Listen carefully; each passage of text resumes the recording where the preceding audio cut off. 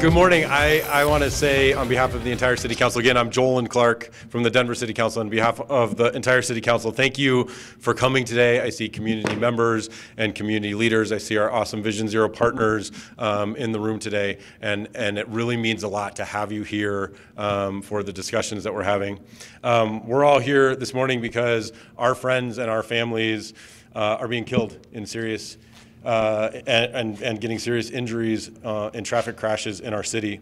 And here's some stats, and I know that everybody in this room knows this, but I think that it's important that we keep talking about it and we keep saying it until it's not happening anymore. In 2017, 11 people died in crashes along Federal Boulevard alone, including 7 pedestrians. The rate of fatalities on Federal is currently 20 times higher than the urban rate on Colorado roadways. And in Colorado, motor vehicle crashes account for more than twice the number of deaths as homicides. The Vision Zero Action Plan launched in 2017 is a major step forward in prioritizing human lives on our city streets. Our goal is zero traffic deaths because no other goal is acceptable.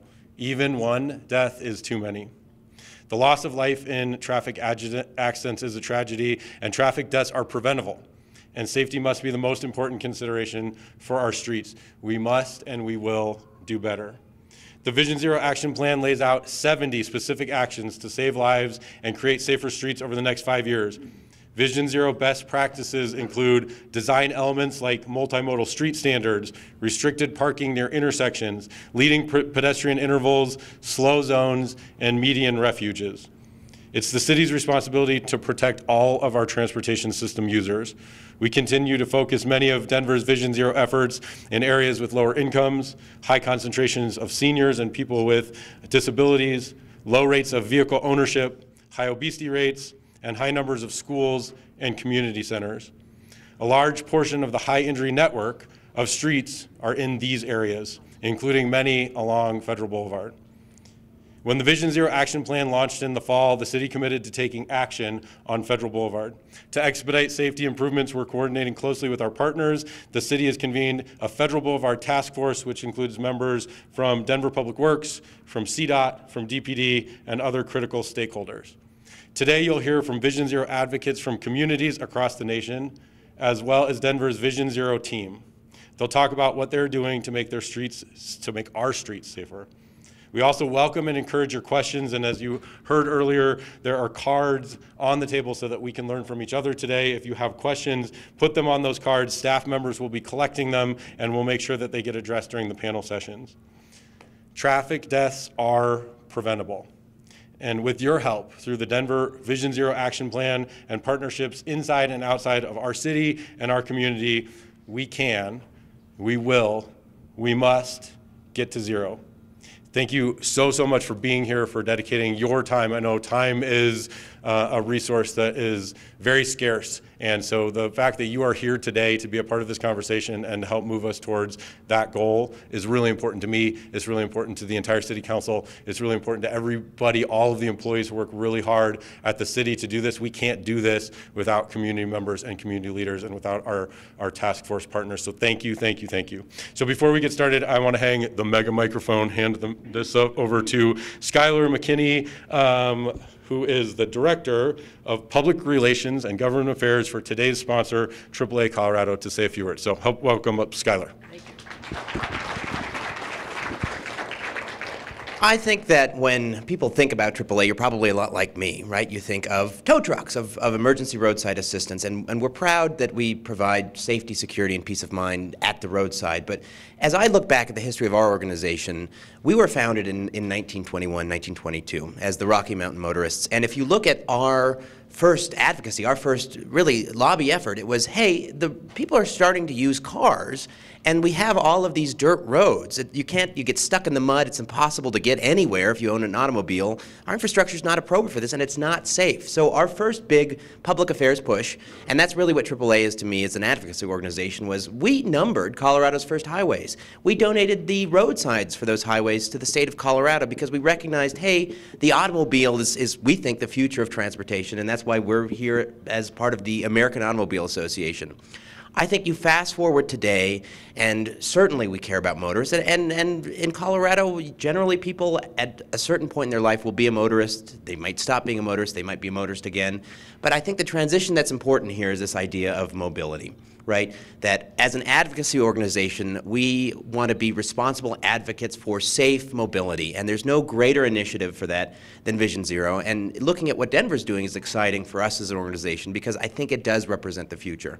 Figuring out how to make it so that you can be a pedestrian, so that you can be a bicyclist safely, that it's a completely competitive way, and for a lot of people makes more sense than driving. That might seem paradoxical to hear from AAA, but it's what we believe, that we have a responsibility to secure safe mobility. So really thank you so much for taking your time today to come in and engage on this. I think it really does represent a sea change moment in how we get from point A to point B, and we're really pleased to be involved. So with that, I'd like to introduce our Denver's Director of Public Works, Ulyss Cleckley, who himself is not a car owner. Is that still true? Yeah, and that's a great example of there are a lot of ways to get around, and no matter how or where you go, we want you to get there safely. Thank you. All right, thank you, Skylar. Appreciate it. And good morning to everybody. Thank you for coming out and spending your morning with us to talk about a very important topic to all of our hearts. As Councilmember Clark said, that we're here today to really figure out the best ways that we can have safe streets for every resident within the city and county of Denver. And I'm pleased to be here to be able to moderate a panel with some distinguished guests that we have that are going to talk about ways in which they've leveraged the Vision Zero concept to bring safer roads to their respective areas. And so what we will do is we will have and introduce our panelists. They'll come up. They'll give some presentations. As mentioned previously, there are cards on everyone's table. Please feel free to fill out those cards and hand them to a staff member, and we'll make sure that we will be in a position to ask those questions and get answers from the panelists. And so with no further ado, we will introduce our panel for this morning's discussion. So first we have Anna Valzidik, there you go, from San Francisco Department of Public Health. Thank you, welcome. We have Natasha Opfel from Walk San Francisco. Wajinda Chambeshi from Great Streets Office of Los Angeles Mayor Eric Garcetti. Chancey Martorell, Chancey Martorell from the Thai Community Development Center in Los Angeles. And Ashley Bischoff from the Austin Department of Transportation. And so we will have our first presenter for this morning, which is Anna, and we'll jump right into today's discussion. Thank you. Should I hold the mic, or would this be enough? Talk loudly. Just go ahead and use one of the ones on the table. It's fine. Hello? Hello? Use this one. Hi there, can everybody hear me? Good morning. Thank you for having us all here. This is really exciting. I'm actually thinking, how can I do this back in San Francisco and bringing all of our community residents together? So it's really an honor to be here to present to you on some of the work that we're doing in San Francisco.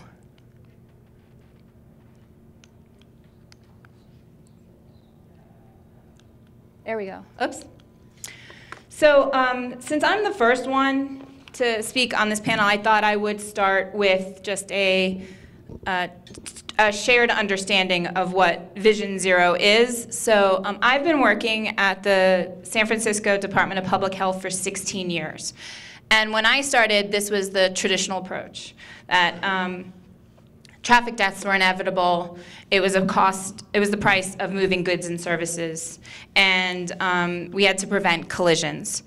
And in San Francisco, we adopted Vision Zero in 2014, and it's really turned the city around, because it is actually in a way a very public health approach, that it is with the understanding that we all make mistakes and that we shouldn't have to die for them, and that we should be preventing the fatal and severe injuries. We're never going to prevent all collisions, but let's address the ones that have the most impact, and that it prioritizes human lives as much or even more than moving goods and services.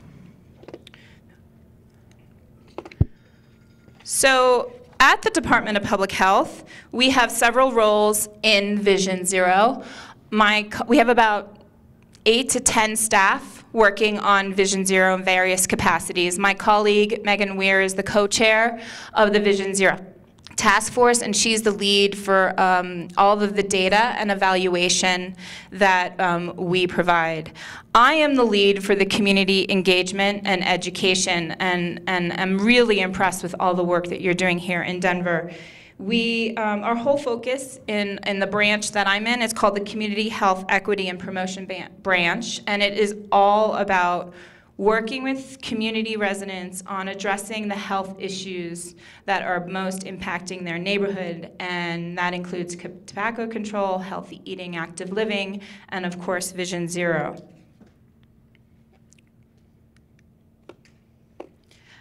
This is just a brief overview of the data in San Francisco. So this is a 12-year overview of the data. We adopted Vision Zero in 2014.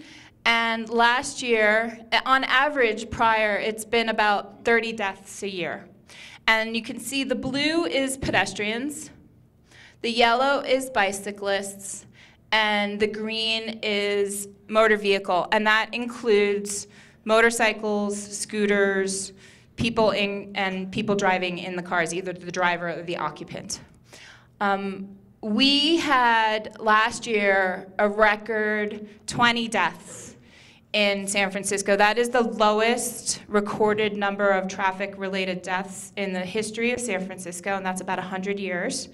That's a 41% decrease of fatalities in San Francisco since we adopted Vision Zero, but it is not zero. So we still have a lot of work to do. And of the 20, we still have some pretty significant trends still. You can see the blue is the majority of the fatalities, and seniors in San Francisco are most impacted. One of the core values in the public health department is to address inequities.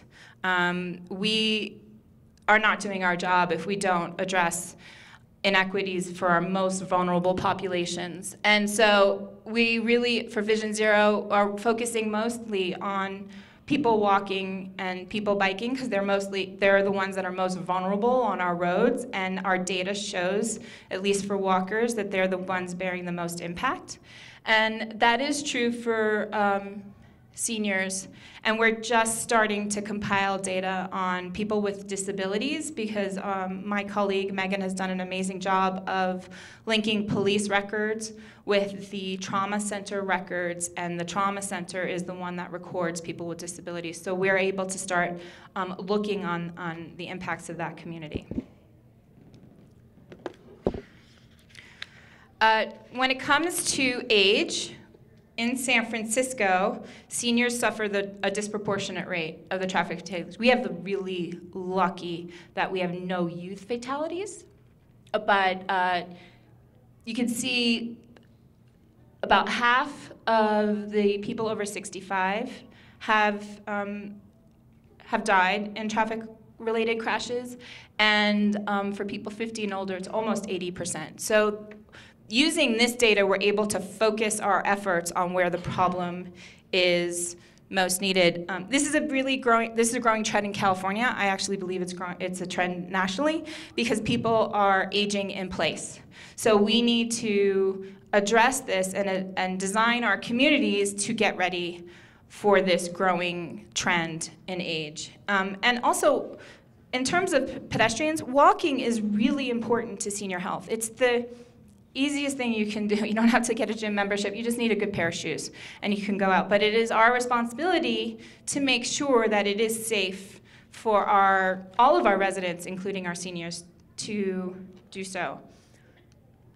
So because of this data, we were able to work with our mayor's office and create a program called Safe Streets for Seniors, which is the focus of my presentation, and Natasha is going to carry it on forward in hers. So I'm going to cut my slides short and let her tell the community angle of it. But we have a program. I have a half-time person who goes around and actually gives presentations at senior centers and senior housing and faith-based organizations.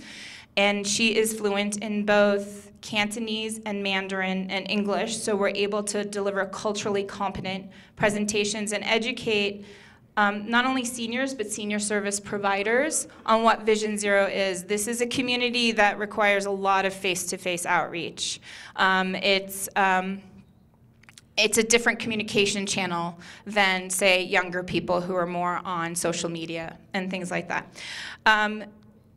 What is really amazing about this program is that it is discretionary funding, it is sustainable funding, it is in the city budget, so we have it every year. Normally from the public health side, we would have to pursue grants and spend a lot of time and money on overhead and infrastructure. Now that we have this sustainable funding, it helps us focus more on the project outcomes and making sure that we're delivering to our communities, and it saves a lot of time and money. And so we put out a request for proposals to community groups. This year we funded 8 groups. Last year we funded 7. And they are all working on, we have 2 groups funded at $40,000 to work on issues on a citywide level, and then we have 5 groups that are funded at $20,000 that work in their specific neighborhoods, and then we have 1 group that's due to the supervisor or the council person. They were so impressed that they added additional funding so that a group could work specifically in her district, and so we have an additional funding for that District 1 this year. We base our program on something called the spectrum of prevention. Just a show of hands, has anyone ever heard of the spectrum of prevention before? So this is a pretty common tool in public health, and especially in the Bay Area in California. This is how we want to prevent health issues. And traditionally, people work on strengthening people's individual knowledge and skills, and that would be just a class on, say, for an example, how to install your car seat correctly. And that is very valuable, but it only reaches a handful of people. As you go up the spectrum, it's harder to do, but there is a greater reach. So when we put our RFP, we include this model, and we ask our groups not to focus just on these levels, but how can they foster coalitions and networks? How can they change organizational practices and ultimately influencing policy and legislation? Now, these 2 top levels are really where you get a lot of change that can reach most of the general public. So as I said, we've been funding, this program started in April of 2016. It's fairly new, about 2.5 years. We have heard a consistent theme from all of our funded groups is that seniors and people with disabilities do not have enough time to cross the street. And they feel like they're not able to just make it through those last few seconds. And so some of our groups, like Walk San Francisco and Senior Disability Action, have been asking for this change, honestly, for over 2 decades. So last year was a pretty amazing year where all the groups started working together on this common theme, and there were a number of media advocacy events where they staged press conferences and invited policymakers and transportation officials to illustrate the problem. And I think Natasha is going to tell way more detail about that. And then literally this past Wednesday, we had a really exciting announcement that I will leave you on a cliffhanger and let Natasha announce it. But we're really thrilled about it. Thank you.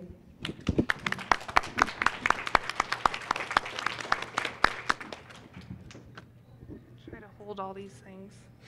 Do you want me to do it for you? Oh, no, it's okay. So hello, everyone. My name is Natasha Opfel, and I work for Walk San Francisco. And as we get it up there, Walk San Francisco is a pedestrian advocacy organization that's been advocating in the city for over 20 years. Walk SF just fights for streets to become safer so that everyone in our community is healthier and gets to just make the community more livable.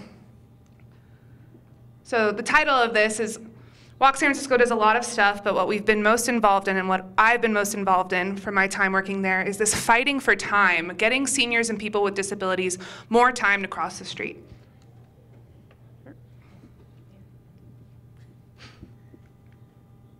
So as I said, Walk San Francisco works in the city to advocate for pedestrians in 3 ways. We work for Vision Zero, which is why all of you are here today. We work in Safe Routes to School, which is part of our Vision Zero, but also a whole different wing of our organization. And we also just work to promote walkability in general, greening, landscaping, just making streets more visually exciting to walk down.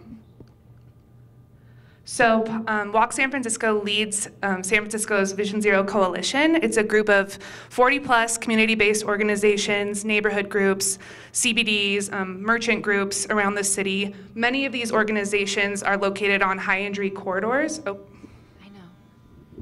Sorry about that feedback. But anyways, many of the signees are located along the high-injury network. In San Francisco, that's the 13% of streets that make up 75% of the crashes every year in our city. Part of the Vision Zero Coalition is a senior and disability work group where we get members from the Mayor's Office of Disability, the Department of Aging, as well as many different advocacy organizations. Oh, thank you.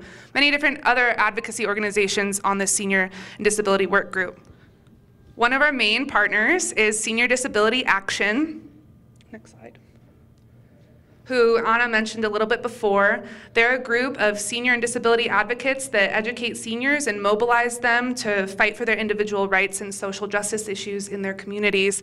And they're part of the Vision Zero Coalition, part of the Senior Disability Work Group, but they've been fighting a long time in general for senior issues such as free Muni for seniors. Muni is our municipal transit agency, bus lines.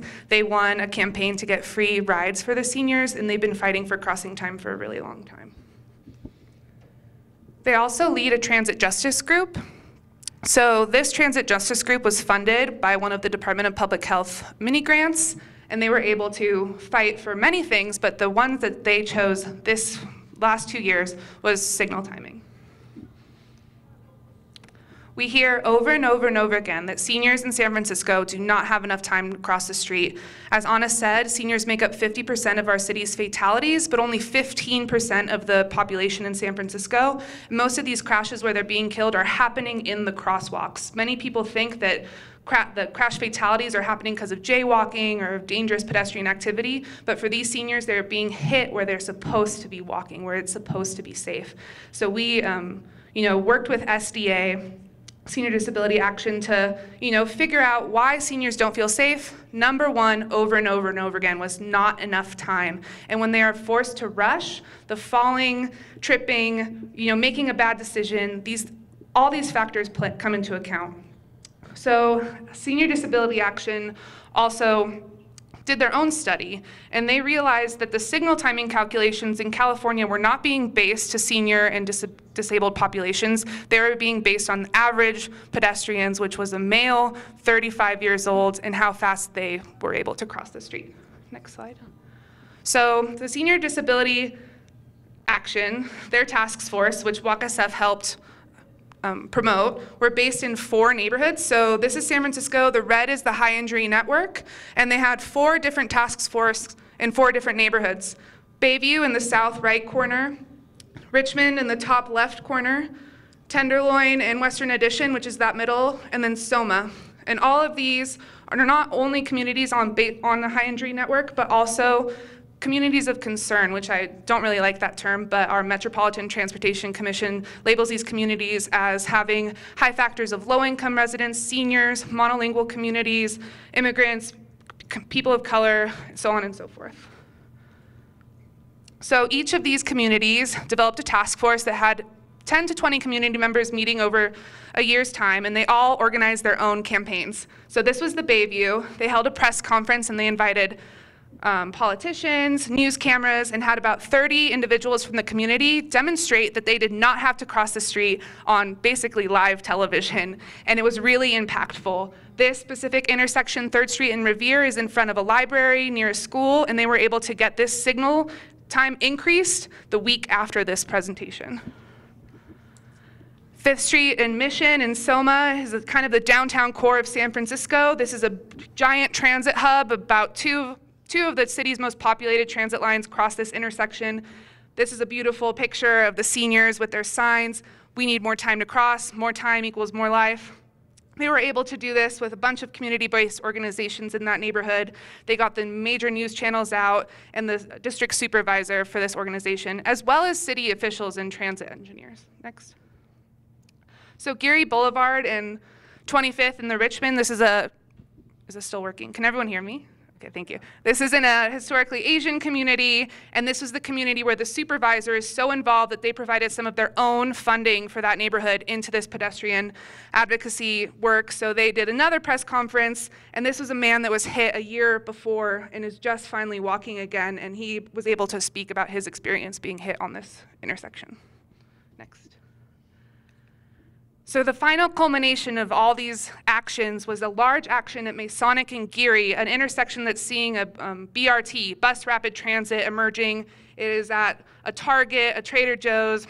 There are 3 senior centers around, and they brought everyone that was involved in each of those actions out to this intersection, and we had people from the mayor's office, people from the supervisor's office, again, all those major news channels, and an amazing showing of over 50 individuals showing that they couldn't cross the street. And also, WalkSF's favorite part is this picture on the right. Those are 2 accessibility engineers for our municipal transit agency. We made them get in a wheelchair and use a walker and see if they could make it in time, and the answer was they could not. So, you know, pushing the engineers that are designing for these groups to actually get in the shoes of these folks, it was really impactful. They had never done that before, which was a surprise to us.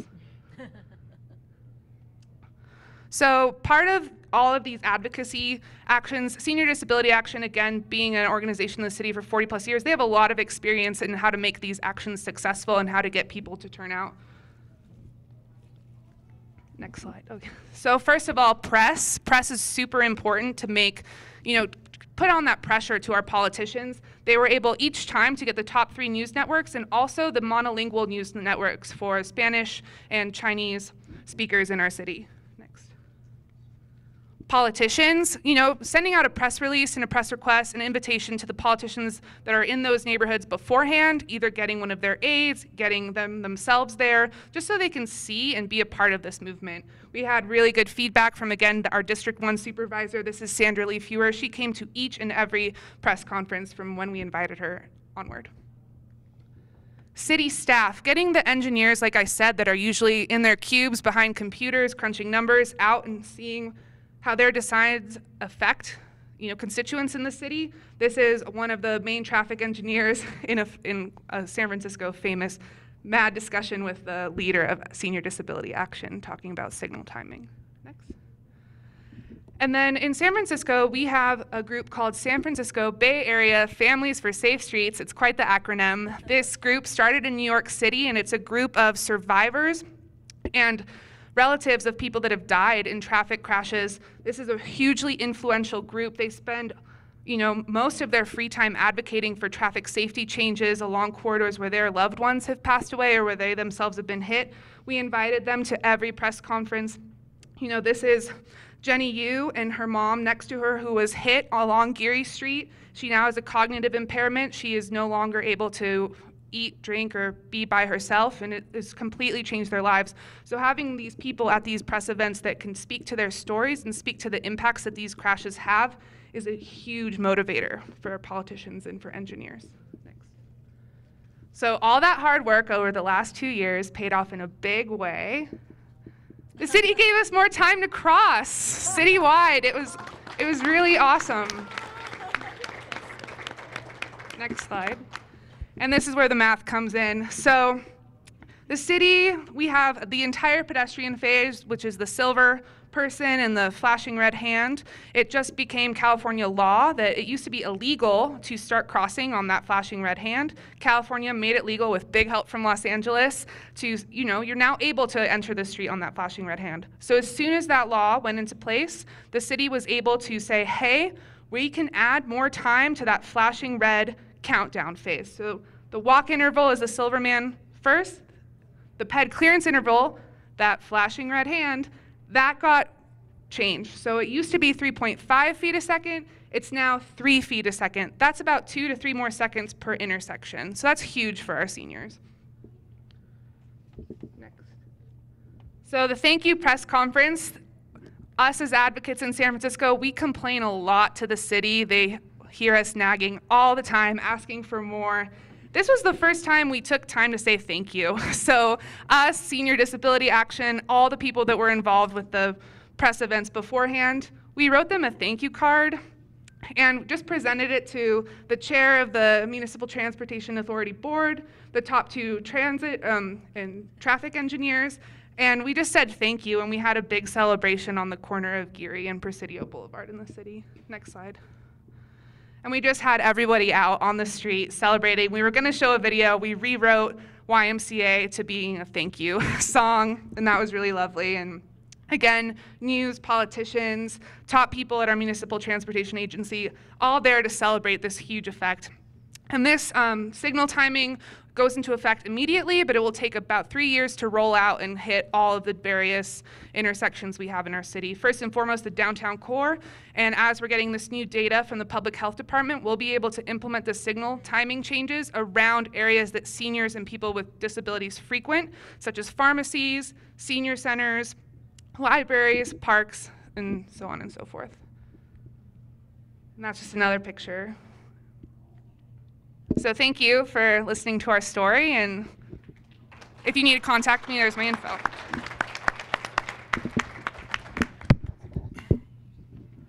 Good morning, everyone. My name is Wajeda Chambeshi, and I'm representing Great Streets from Los Angeles in the mayor's office. So our program is a little bit different from what everybody else does. It's housed in the mayor's office, and next. So we have a different approach, and through the Great Streets Initiative, we try to incorporate different aspects of pedestrian safety as well as neighborhood enhancement. So just keep it there. Okay. So we have 6 goals as Great Streets. Our first goal is economic activity. Then we have community engagement, we have mobility and access, we have safety, and we also have enhanced neighborhood, greater community engagement, improved public health is one of the biggest ones.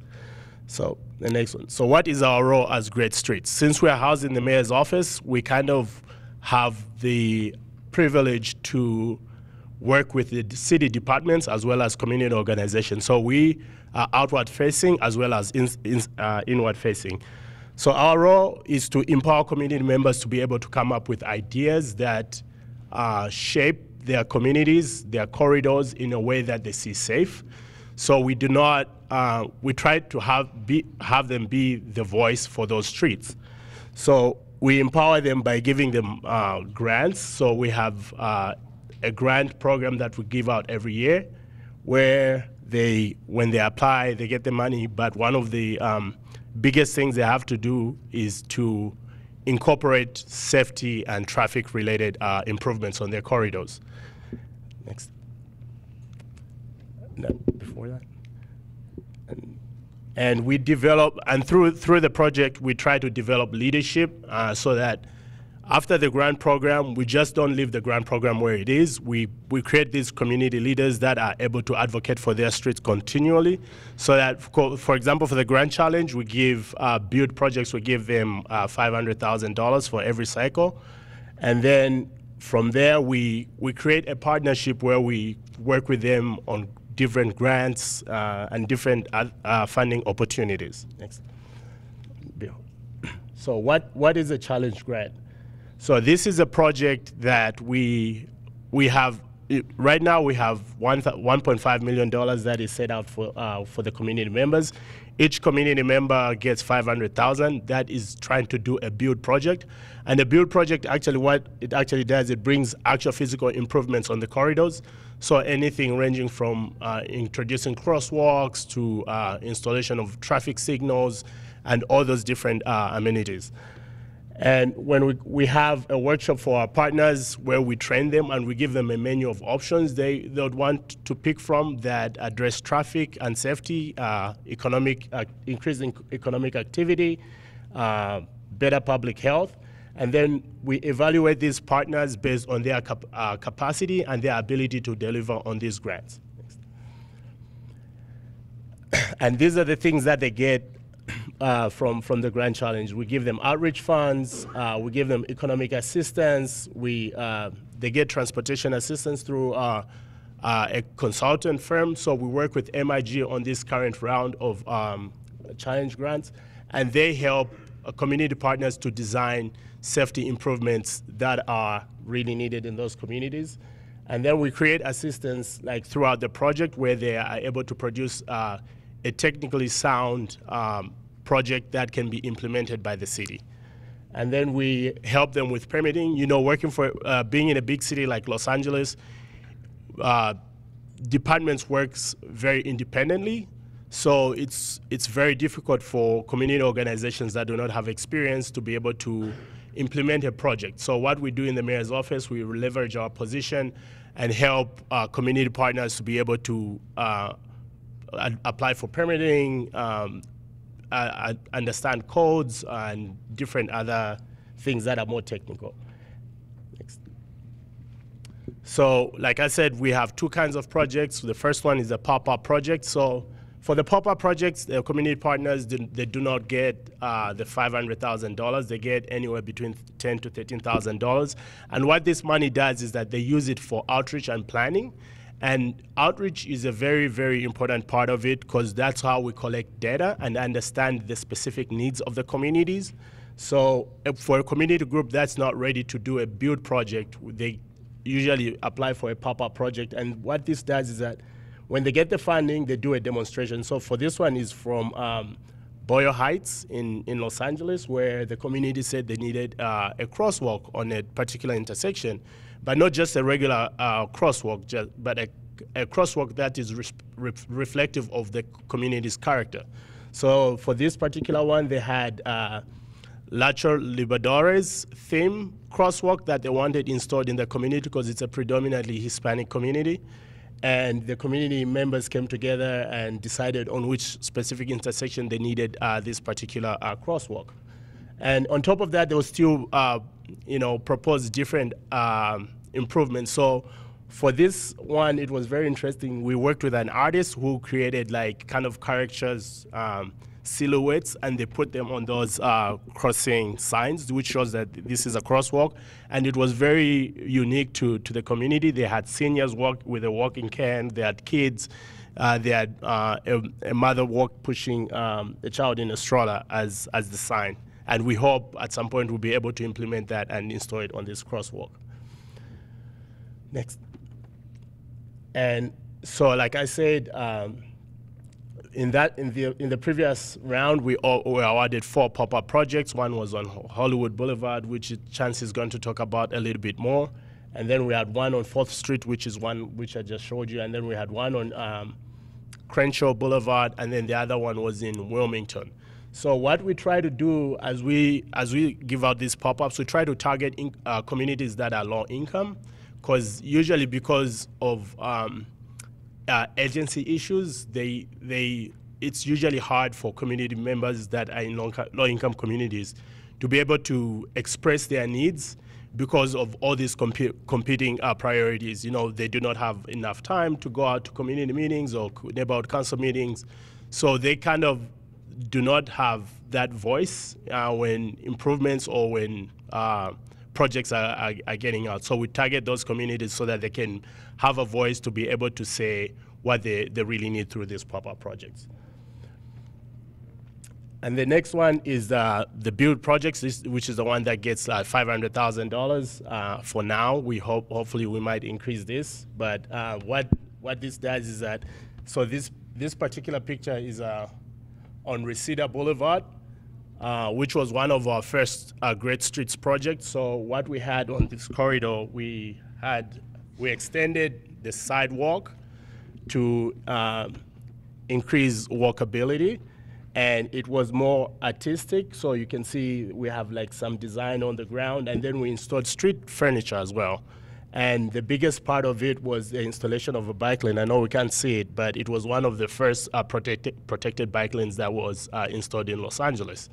So a build project gets a little bit more, and sometimes the budget goes over like the 500,000, so we have to leverage other funds. So, and this is where working with Vision Zero comes in. So in order to address the safety aspect of our goals and mobility and access, we usually tap into Vision Zero money. So they bring in their funds, and then we are able to implement even bigger projects.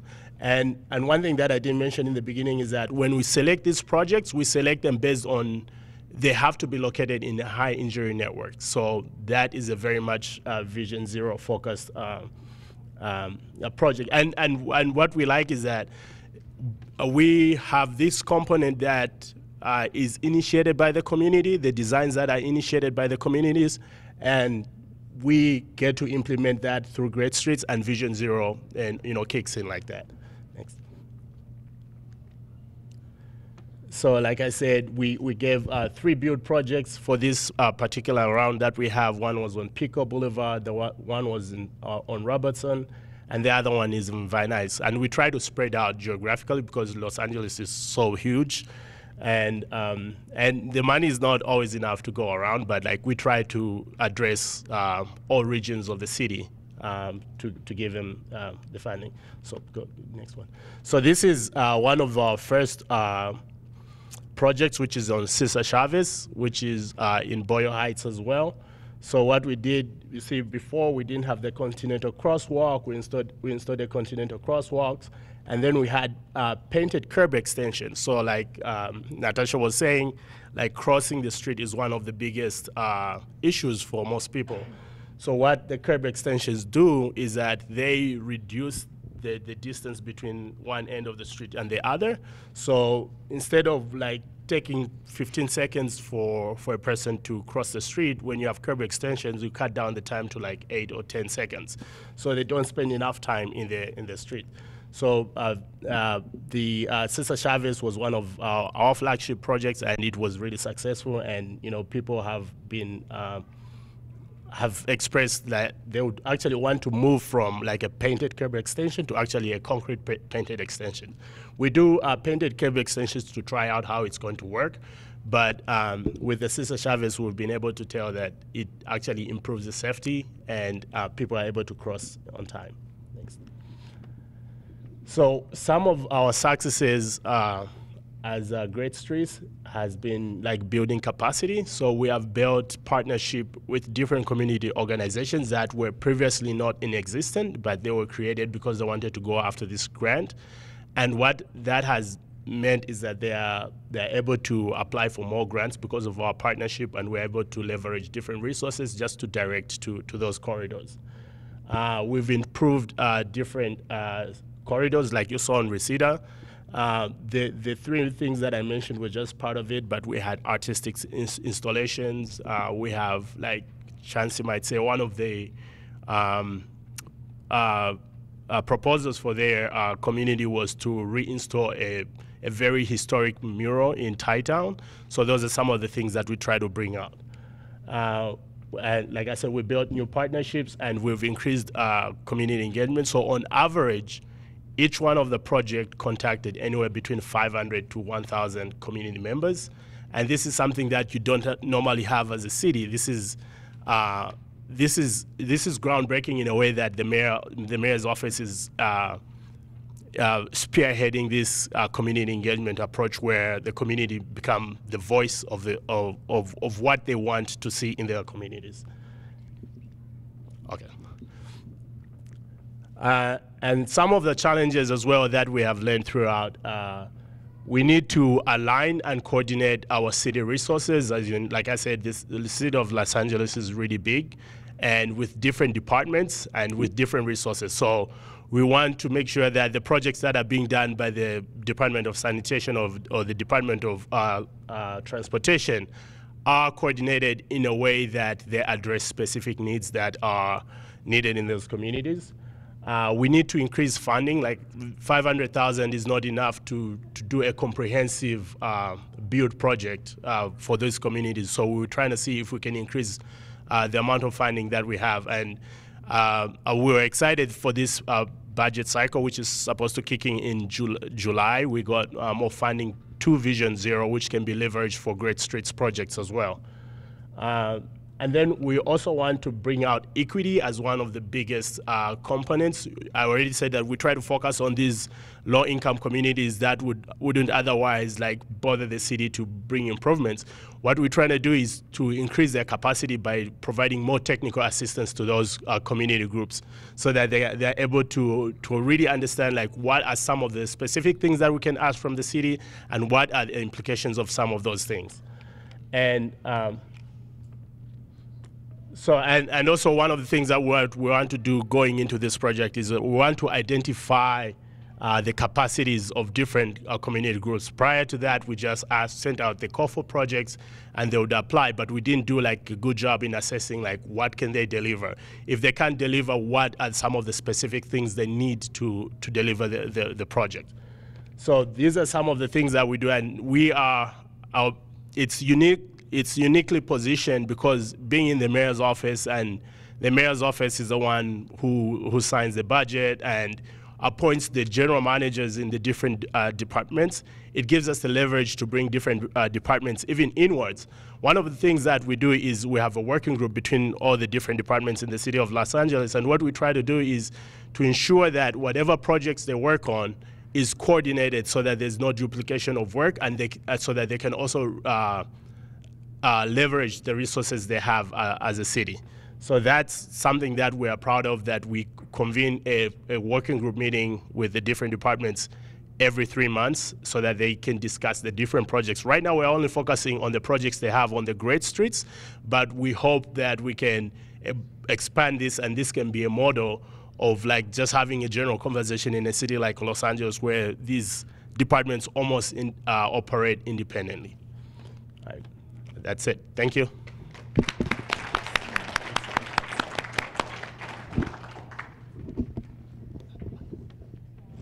Hello, everyone. My name is Chancey Martorell. I'm the founder and executive director of the Thai Community Development Center, which this April turned 24 years old. Before I begin, I just want to get a raise of hands. How many of you here are from Los Angeles? Wonderful. And how many of you here have been to Los Angeles? Okay. And in particular, Hollywood. Okay. A lot. Well, as a community-based organization, we actually do as our core mission community development, and I'll kind of discuss our mission and then how Vision Zero is kind of part of that and helping us achieve the mission of bringing more sustainable and equitable, I guess, goals that we have for our community, and so Vision Zero is very important, not only as a way to reduce traffic deaths and collision, but also to improve the local economy and the local economic activity of areas that suffer from a depressed economy or that suffers from blight and also a lack of investments, because you want more walkability, you want pedestrian safety. And so that's sort of kind of what I'm going to center my presentation on. So going back to the first slide, the cover. So what I'm going to be focusing on is one of our place-based activities, and that's Thai-Town. We had designated this East Hollywood area as Thai-Town back in 1999. But as you can see, Thai-Town, this is the eastern entrance of Thai-Town at Normandy and Hollywood. It's on Hollywood Boulevard. It's a 6-block stretch. And Hollywood Boulevard is a 4-lane street. And it's not the safest street you want to be on, and it's not particularly a street that you could also cross at any given time. And so that's sort of the image of Thai-Town. While you have some cultural iconic images, you also have an issue of the lack of pedestrian safety. So next slide. Mission of Thai CDC is, oh, I'm sorry, going back again. So history of Thai CDC, I kind of mentioned, we had started in 1994 because we really believe that people who are economically disadvantaged have a right to decent standard of living and quality of life. So we've addressed these multifaceted needs of Thai and other disadvantaged immigrants faced with substandard housing conditions and access to health services, education, quality employment opportunities by engaging in community development and increasing opportunities for economic mobility. Oh, I'm sorry. Okay, I guess there's, oh, it's the silver one. I'm so sorry, I had no idea. So next slide. So our mission really is to advance the socioeconomic well-being of all low-income individuals and families. We are linguistically and culturally competent in Thai, so we target that population because of their language and culture barriers and limited English proficiency, but we serve all low-income and disadvantaged populations, and the area we serve are predominantly immigrants.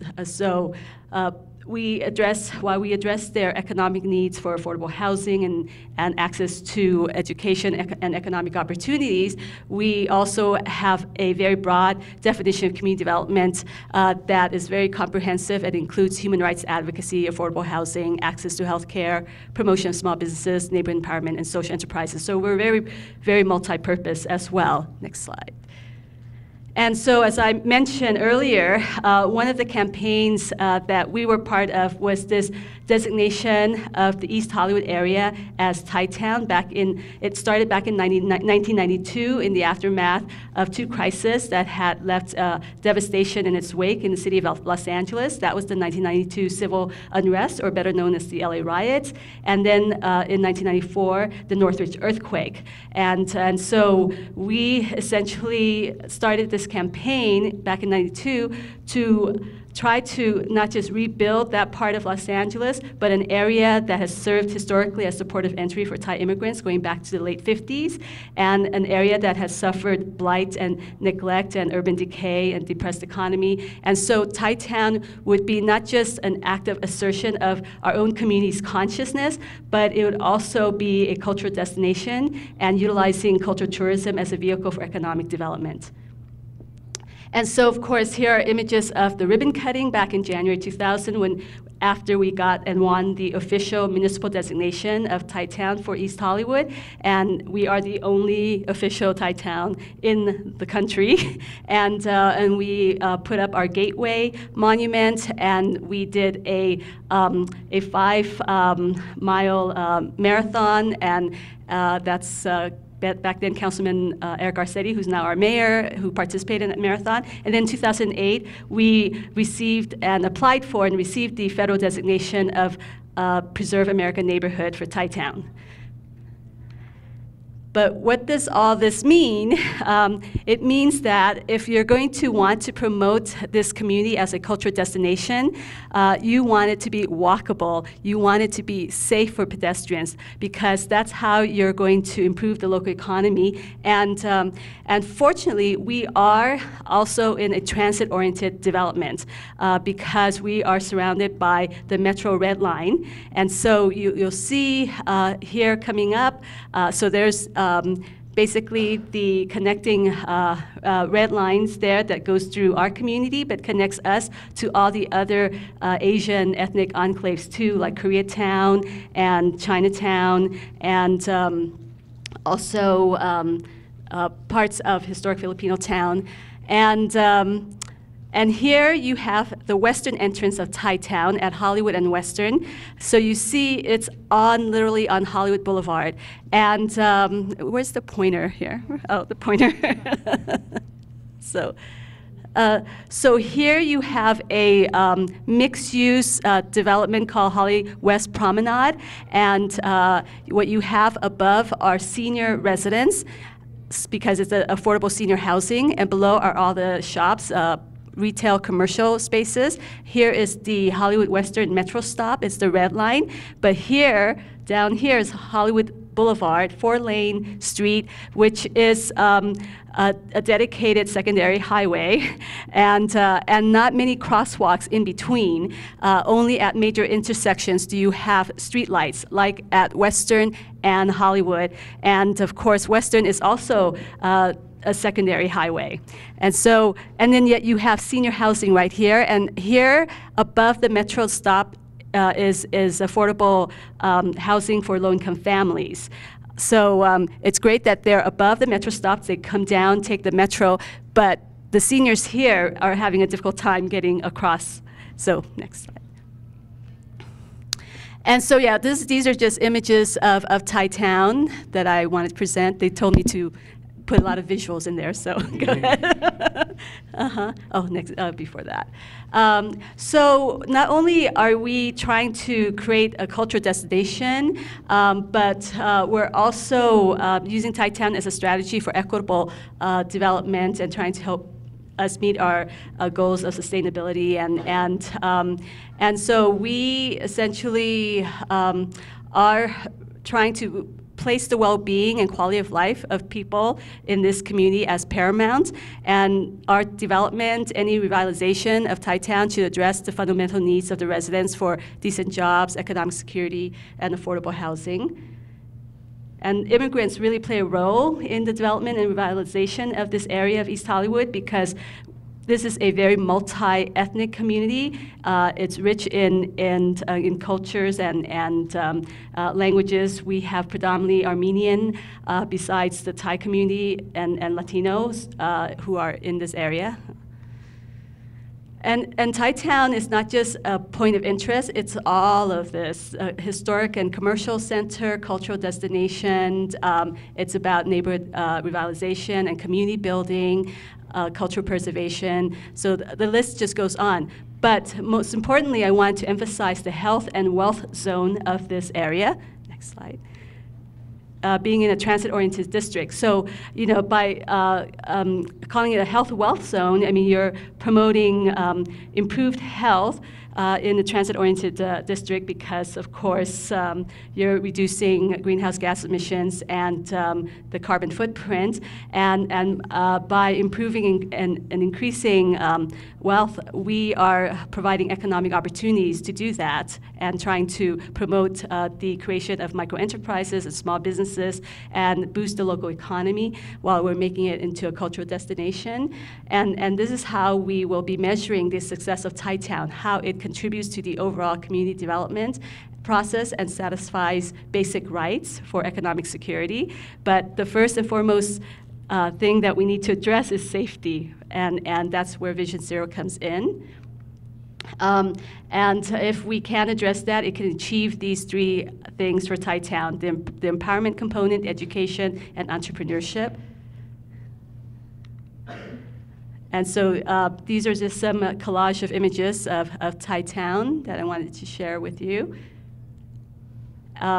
We are always celebrating our heritage and promoting our community. Just this past April, we had our annual Thai New Year's Day Songkran Festival Corporation. The only time that it's safe to walk and spend time in Thai town is during this occasion, because guess what? We closed down 13 blocks of Hollywood Boulevard, and it's basically a car-free zone.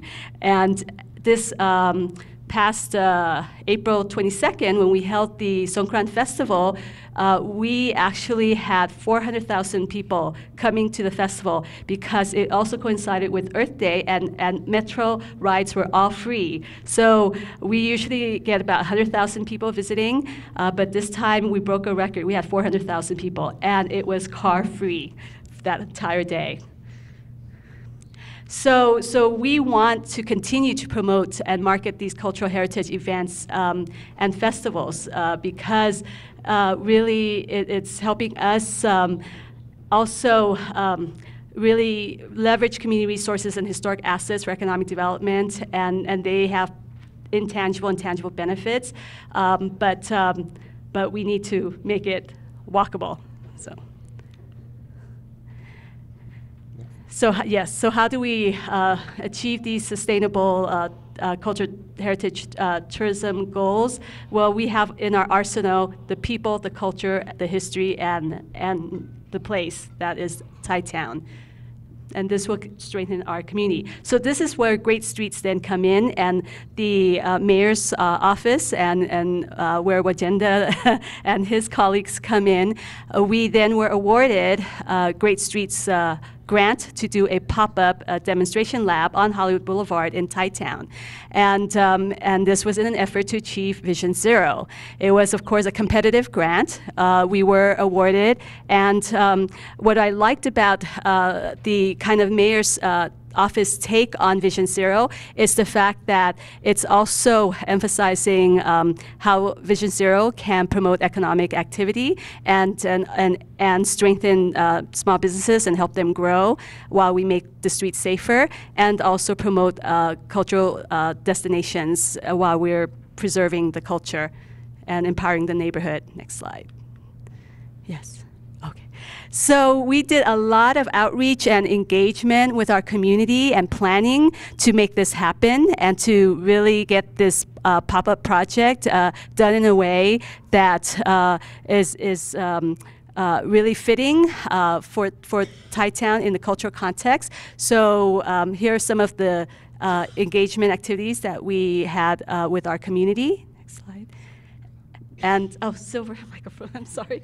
And so in preparation for the Great Streets demo project, we invited our community members to do a lot of community cleanup. So we had 2 different cleanup days and tree planting days. So we had planted overall in the course of 10 years or so, 90 trees already in Thai town, of course, improving sustainability and greening Thai town by 60%. Next slide. And so here's some additional photos of our effort to plant more trees and clean up the community. Go ahead. And we had a lot of community engagement meetings. So the one previous to this slide was at the Thai Buddhist temple. The one previous, yeah. Oh, this one, sorry. And here the mayor's staff came out to also meet with the community and talk more about Vision Zero. Next slide. And this was at City Hall, where we brought the community, and Thai Council General was very active as well in participating in these meetings as well. And more meetings and more engagement activities. We worked with also a diversity of organizations in the community, the Armenian Community Development Center, the Thai Association of Southern California. We worked with Metro, the Thai government, the Thai consulate, LA MOS, the city of LA, of course, the Hollywood beautification team, a number of organizations. And this is just kind of shows what we did as we tried to plan and create the timeline for the demo project. And of course, as part of our planning, we wanted to do a lot of the data collection as well. So we collected a lot of data by doing a pedestrian count. So we use this tool to count pedestrians. Next slide. Go ahead. just keep going. And we were able to determine the pedestrian count on weekdays, pedestrian count on weekends, and then the collisions in Thai-town that cause injury to pedestrians or just vehicle-to-vehicle injuries. So keep going. I'm not going to have much time, so I'm just going to keep going. So this is some of the data from all of the pedestrian count that we did that determined the collisions, and this was the surveys that we conducted prior to a demo project. And what we had come up with was some of the highlights from the survey results for the residents, what their top priorities were, and for the businesses, their top priorities. So residents, their top priority was landscaping and street lighting, addressing the issue of homelessness, and more transit amenities and recreational spaces.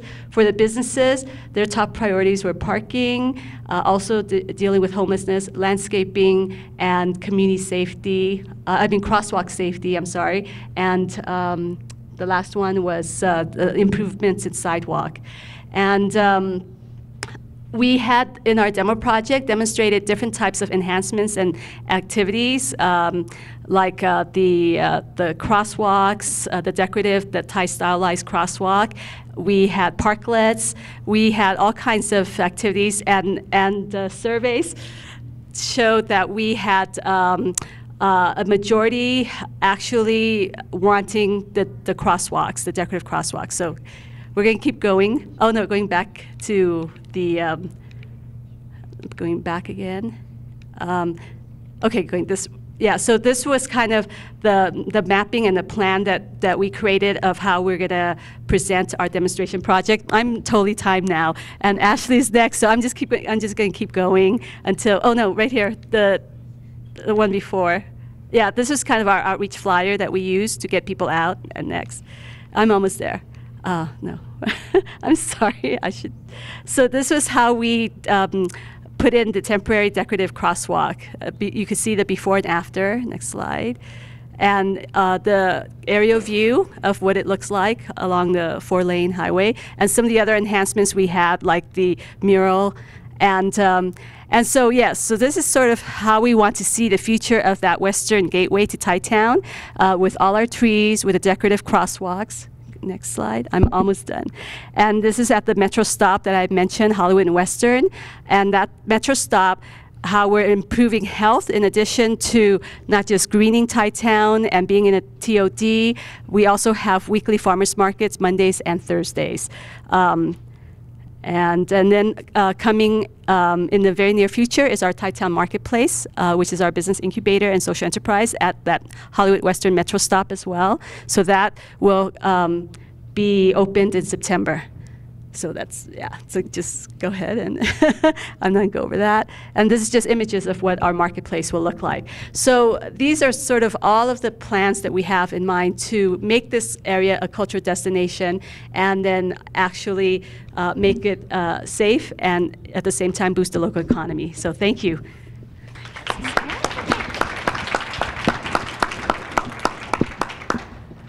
Thank you. Hi, I'm Ashley. I'm the Vision Zero Education and Outreach Coordinator for the Austin Transportation Department. Currently, I'm the only Vision Zero funded position within the city of Austin. And so a little history about our crashes in Austin. We have, on the average year, 79 people that die. And for every person that dies, on average, 8 people are seriously injured. And so when we're looking at the data, and really Vision Zero is a data-informed effort, right? So we want to look at who's being most impacted. So yeah, right here you see the people who walk, who bike, and who ride motorcycles in Austin. They only make up about 7% of our commuters, but they're over half of our fatalities and serious injuries. So it's really important that we focus on these vulnerable users. And then digging a layer deeper, in the next slide, it'll show you that really our communities of color are also disproportionately affected. The blue numbers are the population, and then the red are the traffic deaths. So you'll see especially our Hispanic and Black communities, they're just overrepresented when it comes to our traffic deaths and serious injuries. And so when we are looking at outreach, we really want to look at who do we need to be working with, because they're most impacted by these deaths and serious injuries. So in Austin also, when people, a lot of times when we're talking about Vision Zero and getting to zero traffic deaths and serious injuries, I get a lot of eye rolls, I get a lot of good lucks, and what I like to tell people is 80% of those deaths and serious injuries can be contributed to just 6 main driving behaviors. And when you think about just 6 main driving behaviors, it's really something we can have an impact on. It is doable. We can reach this goal of zero. So those are the 6 driving behaviors in Austin. This is all Austin-specific data. So the next slide, the City of Austin Housing Authority has this awesome program where they hire their residents to be mobility ambassadors. And what those mobility ambassadors do is they get paid a stipend to talk to their neighbors about mobility options and also some of the technology that can be used to help them plan their trips. It's a great program, and these individuals are really well versed in transportation already and transportation options. So this program presented at our City Hall on the Mobility Ambassador program. And my boss, my supervisor was there, saw that, brought it back to me and said, I wonder if we can just have them also talk about transportation safety. And that got me extremely excited because I thought, heck yes, these people are awesome. They already have the lingo down. They already know about transportation options. Why shouldn't they be just talking about safety as an element of getting around? So when we look at the Housing Authority, they have 18 public housing properties and 4,000 Section 8 units. So they have about 19,000 individuals that are a part of their community. And on the next slide, you'll see a map of their reach. So we have a really vast reach when we partner with the Housing Authority. So to me, it was a no-brainer, and it was really, is it a no-brainer for them as well? Do they want to work with us as the Transportation Department? So we sat down with one of our partners at the Housing Authority, and you can go to the next slide, to talk about would they be interested in this, and if so, what are their needs that are not being met that we could help meet. So the next slide, we really outlined in a work plan what role each of us would play. So what would the city do? What would the Housing Authority do? What needs did both of us have that we could meet? And this was a really important document for outlining those roles and responsibilities, for keeping us accountable throughout the program, but also realizing this had to be a fluid document and a living document, and it's probably on its 4th iteration at this point. But it was really important to talk about what their needs were, and what I heard loud and clear from them is their residents need job training, and they need to get an hourly wage, not just a stipend. So through that, we created a contract with the Housing Authority so that they would pay an hourly wage to their residents to talk about Vision Zero and transportation safety to their communities. And with that would come a bunch of training, so it would really help them with their job development skills. And then through feedback from them, we kind of expanded that even more, which is on the next slide, I think, is our trainings. So we had a first training with them that just went over what Vision Zero is, what we're trying to accomplish, how we're trying to get there, how to talk about Vision Zero. Pretty universally, we want to use very specific language like crash and not accident, so that it's not, accident makes it seem like it's not preventable, but a crash is absolutely preventable. So really teaching them that language so that they can use it when they're out in their community. But I think one of the most valuable pieces of our first training was sitting down, all of us, and breaking down barriers. And for the city to really understand why these individuals are at the table, why they're passionate about transportation safety.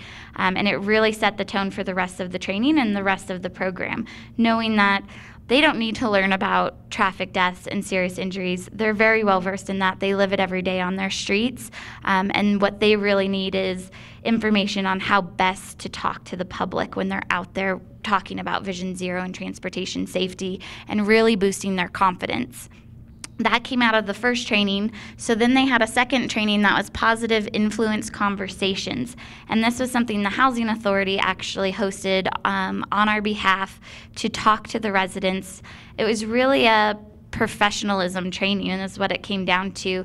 The people that were hired said, "This is so exciting, we can't wait to get out there, but we're kind of insecure. We don't know how to dress, we don't know what to say. Can you have a training that teaches us all of that?" So they hosted this, and they had a great turnout, and that's the bottom picture is Claudia is teaching about just some of the basics of professionalism, how to dress at events, how to talk about Vision Zero. Really important to the Housing Authority was how to talk about our partnership. They did not want the employees to be saying they were with the city. They wanted them to say, "We are with Austin Pathways and we are partnered with Vision Zero." So that was something that came through loud and clear in that training as well. And then we had a third training that was just tabling one-on-one. A lot of the events they go to, they set up a table and they try to collect pledges from people about safe mobility. So it was, how do you set up a table? How do you grab people's attention? And then how do you keep their attention once they're at your table? So those were our trainings.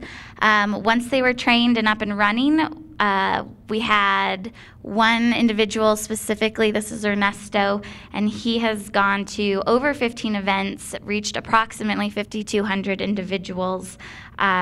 Just yesterday, I didn't get the pictures in time to throw them in this presentation, but just yesterday, him and another individual were tabling at a senior event for the Housing Authority with over 300 seniors.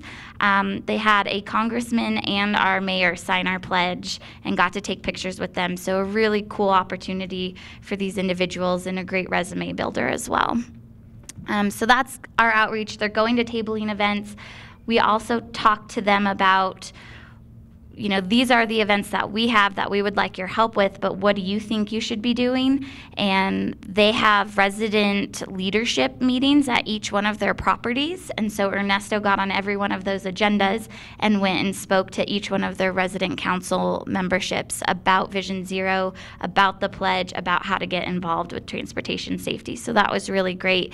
And it's so important for us to listen to the communities and see, where do you think we should be and how should we be there? And if you give them the tools, they'll do it for you, and it's amazing to see it.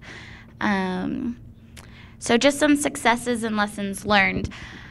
Our successes have been the major outreach that we've had. I alone could not be reaching all those people, and so it's been great to have Ernesto and Jan on our team doing this on our behalf. Ernesto is also fluent in Spanish, and so he's able to reach these mainly Spanish-speaking communities that unfortunately I'm not able to get to. We've also had a recent success. Our Housing Authority is going to be requesting funds for a full-time mobility coordinator so that they'll have somebody on staff who can really keep this program going, and it'll include the mobility ambassadors and also our Vision Zero ambassadors. So that would be really exciting if they get funded for that position. We also have been able to utilize our ambassadors we're redoing our it's called the Austin Strategic Mobility Plan, which is going to be our transportation plan moving forward. And they're requesting a lot of feedback from different communities. But here's a community that is maybe a little bit harder to reach because of their schedules and their time commitments. And so we've been able to utilize these ambassadors and this program to get feedback from our Housing Authority communities on what they want to see in our transportation plan, what's important to them, which is huge. Some lessons learned. We started with 5 individuals that were supposed to work on this program. I think 4 ended up making it through training, and then we only had Ernesto for most of the program because of different incidences. One individual had to watch her grandchild and wasn't available to work. Another individual came down with pneumonia and wasn't able to. So I think a major lesson for me was realizing that a lot of these individuals, they don't have necessarily all their basic needs met. And so as passionate as they are and enthusiastic, they might not be able to carry through on the program. So I will definitely hire more individuals next time, because I just don't think you can ever have too much outreach in those communities. And so having more, knowing that things come up and we need to be flexible and allow them to take the time off that they need.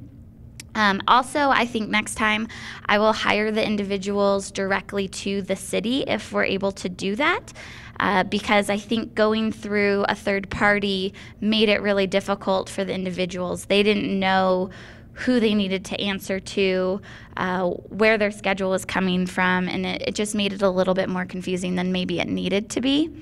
And then lastly, I think a huge lesson learned is they don't always have communication tools. A few of these individuals were on a prepaid phone card, and so we could get a hold of them fine in the early weeks of the month, but towards the end of the month, those phones would be shut down and we couldn't get a hold of them. So figuring out a way that they could have consistent communication tools, either provided by the city, provided by the housing authority, some way that we can consistently get a hold of them. We ended up being able to really lean on our partnership with the housing authority staff members who know these individuals and are able to go out and just knock on their door and make sure everything's okay. So that was something that was really useful. And I think moving forward, we will maybe even give them some designated office space so that they can come in and have that structure, because that's something we were trying to not provide on purpose to provide flexibility, but I think the structure would have been really helpful as well moving forward. And I think that's it for me. And that's my contact information.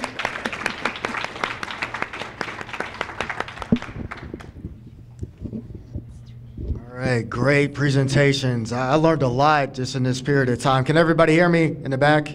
Great, great. So for those of you who had a chance to write down your questions on any of the actual cards that were on the table, which look like this, can you raise those cards up? Okay. And then, yeah, if you can collect those for me and I'll read them out. And then, again, if there are questions that do come up through this Q&A, we'll use this microphone and hand it out for those so we can have questions to be asked. So while they're collecting that, I do have a couple of questions for the panelists. One for Anna and Natasha. So either one of you guys can answer this. So I noticed in the data, it looked or seemed back in 2017, or at least 2007, that was the height over about a 15-year period of time. We had 41 fatalities on your roadways, and it reduced down to 20. So I'm curious, right now, at least for 2017, did you get a chance to dive into the data a little bit more on the 20 fatalities that were part of the 2017 number to understand those demographics? So were there low-income individuals that were impacted, people with disabilities, things of that nature? Can you talk a little bit about that?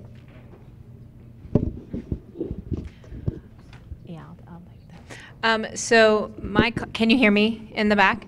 So my colleagues in the health department have just recently gone through the data for 2017, and I actually wanted to incorporate some of those slides in here, but in the interest of time, I didn't, and I'm very happy to forward that information. Off of the top of my head, the populations in terms of race or ethnic groups is the ones that were most impacted were Asian communities, which is a significant population in San Francisco, particularly the Chinese-speaking community, and the white population. One of the recent developments that we have done is what I referenced earlier, is that we were able to link the police records with our Trauma 1 Level Center to not only just look at fatals, but look at severe injuries. Fatals, whether it's 41 or 20, that's a relatively small number. So when there are blips, whether we have a really high or a low, that's not going to be, that's just the tip of the iceberg. So looking at all of the injury data helps paint a more comprehensive picture, and that we haven't analyzed fully yet, and I'm happy to share any of that analysis with you. But one of the big takeaways that we've got is that it's really age, and that people with disabilities, we've just done a recent breakdown, that they're the most impacted in Vision Zero. We are different than other cities in the fact that we don't really have we literally had 0 fatalities for our people under the age of 24 in 2017, and small numbers of injuries, which is a success, and we want to hold that. Great, thanks. So just to let you guys know, we have about 10 minutes, okay, so to get through this. We have several questions. If we don't get a chance to get to everyone's question, of course, these individuals will be available, so feel free to ask them individually. So one question is, are you ever confronted with resistance to sidewalks or landscaping improvements or safer streets as a beginning towards gentrification? If so, how do you address that? Who would like to take that question? Those mics are on now. Okay. So as many of you probably have heard, in national news, San Francisco is facing a huge housing crisis. We are a city that's only 7 by 7 miles, so there's no real space to even spread out. A lot of our communities are just fighting to stay in their neighborhoods. These neighborhoods have social services, transit. If they get displaced, they lose access to all these things. So when the city acts off the high injury corridor, we know that these cities have been just underinvested in for ages, so that the high injury corridor maps all our low-income communities and all our immigrant and communities of color. So when we go to do infrastructure improvements, they're seen as green gentrification. People say, this protected bike lane is not for me, it's not for my community, I don't use that, it's for white, rich cyclists passing through. And as planners and as an advocate, I know that this can help people, and I know that it's not just white, rich people on bikes, but these new projects are seen as kind of this just instant gentrification, this instant thing to blame, this instant thing to call attention to. So we're seeing fierce pushback on every single Vision Zero project that we're putting in the city, and I don't know if anyone else wants to speak to that. So just like San Francisco, Los Angeles has its fair share of the battle for against gentrification. And like I showed, one of the pictures is in Boyle Heights, which is the epicenter of where gentrification has been a very big issue in the past couple of years. So which is why how we've designed our model of community outreach and partnering with organizations like Thai CDC, we try to identify community organizations that are from those communities and that reflect the identity and the needs and desires of those communities, so that when we bring in a project, it's not a project that's coming from the city. So we try to take a down-up approach with these improvements. So we try as much as possible to engage the communities, give them several opportunities to have input sessions, so that when we bring in a project like that, they know that this is a project that's coming from the community. But this is not to say that our model is like flawless and it works. We still face resistance even through that. So we're constantly trying to improve the approach so that we get as much buy-in as possible. All right, great. Real quick. Same for Austin. We have the same issues, and I would say that the public engagement process is just really important.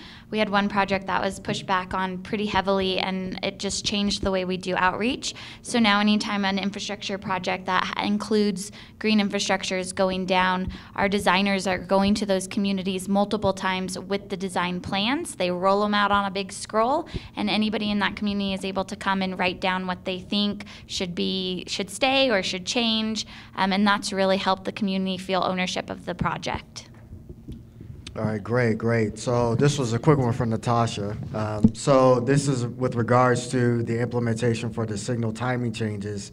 So why is it going to take 3 years to make that happen? So short and sweet, it's not just a computer in an office building that can change it. It has to be done in the internal computers under all these signals or in the individual signal boxes. Because those are being timed to streets that are being improved just basically in our capital improvement plan. So any streetscape project that's coming up will get the signal timing change, and it will follow that rollout. Because that's a 3-year, 2 to 5-year plan, it has to go in that order. Just as the streets get improved, those will get turned on. I have a follow-up question to that. Is there a cost associated with doing the signal timing? No, there's no cost other than just funding the position of the engineer that goes and changes that signal box. Very good. Walk SF wants it to happen all at once, by the way. Of course, absolutely.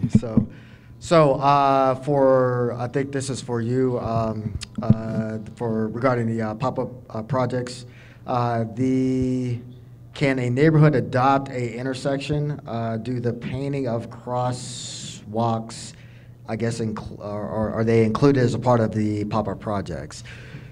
So that's where the city of Los Angeles is moving to. So what they're creating in the Department of Transportation is called the Mobility Investment Plan, where all these community planned projects are going to be filtered in this pipeline, where they get funding opportunities. So they will be, included in the general Department of Transportation plan. And other than that, those projects can be funded through external grants. So in, I think, Los Angeles, we have a project, a measure called Measure R, which funds all transportation-related projects. So they can be funded through a project like that. Okay.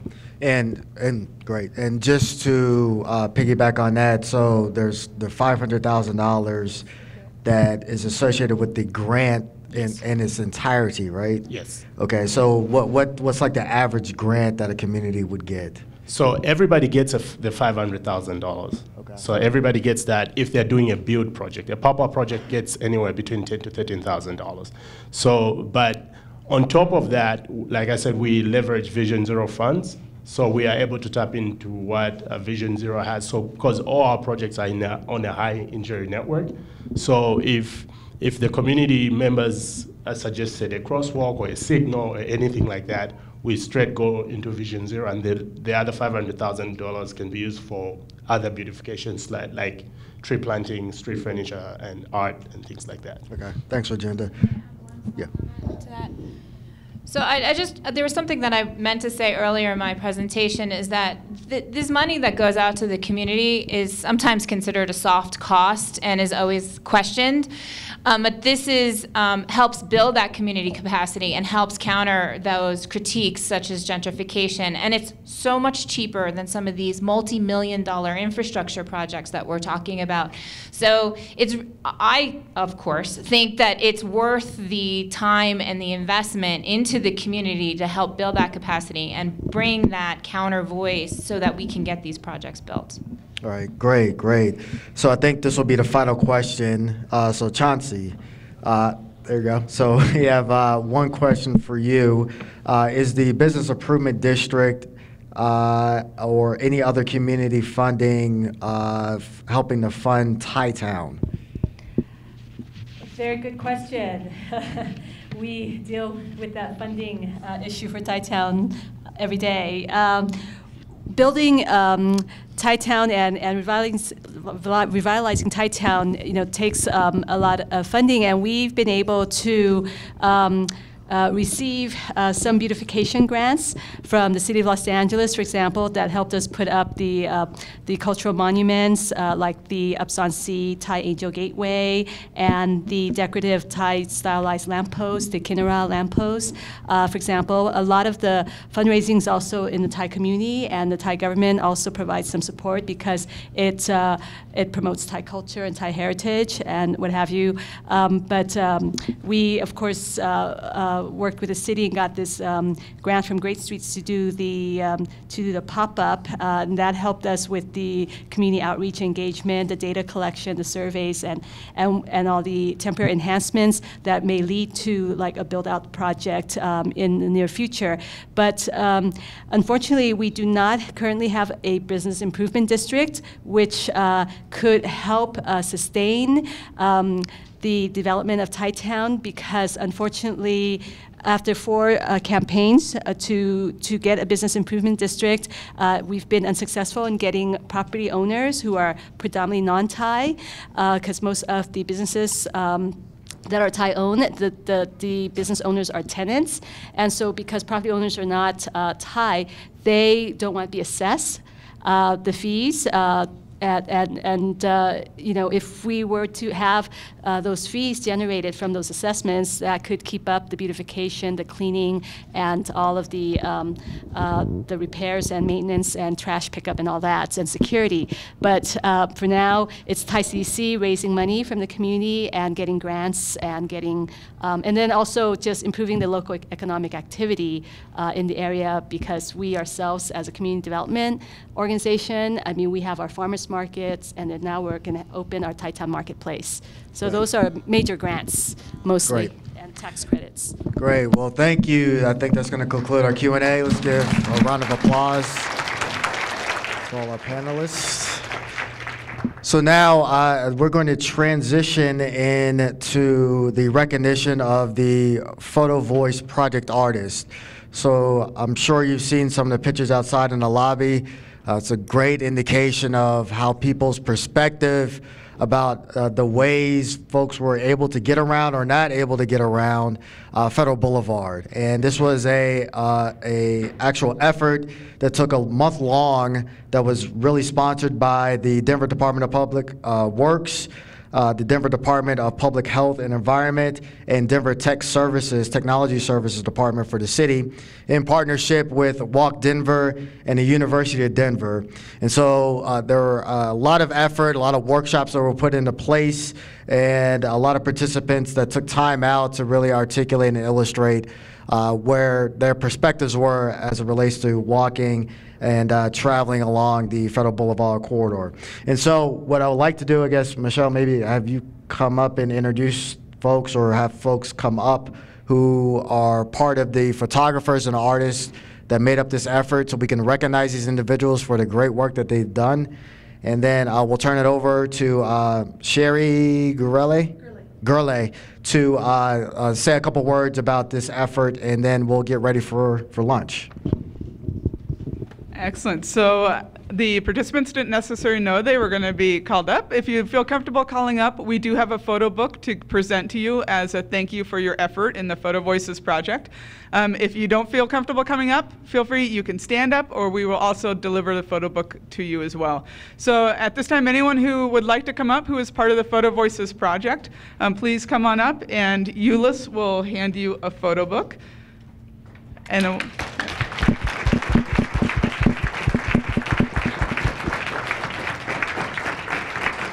I'll hold your photo book for you. Thank you. I'll hand you the microphone.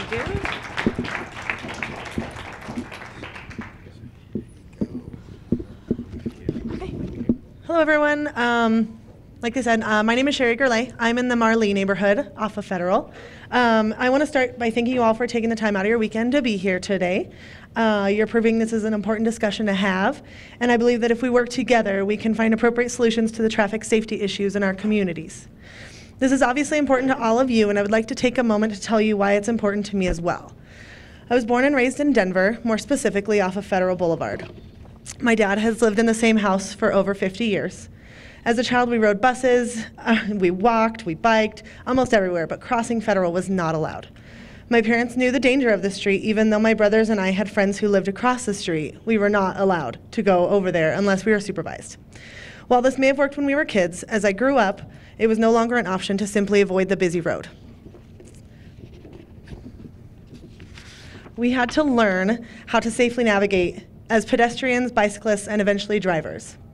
I feel like Federal Boulevard is another vein in my body. When the time came for my husband and I to buy a home, we were very blessed with the opportunity to buy a home off of Federal Boulevard, within minutes of my parents' house.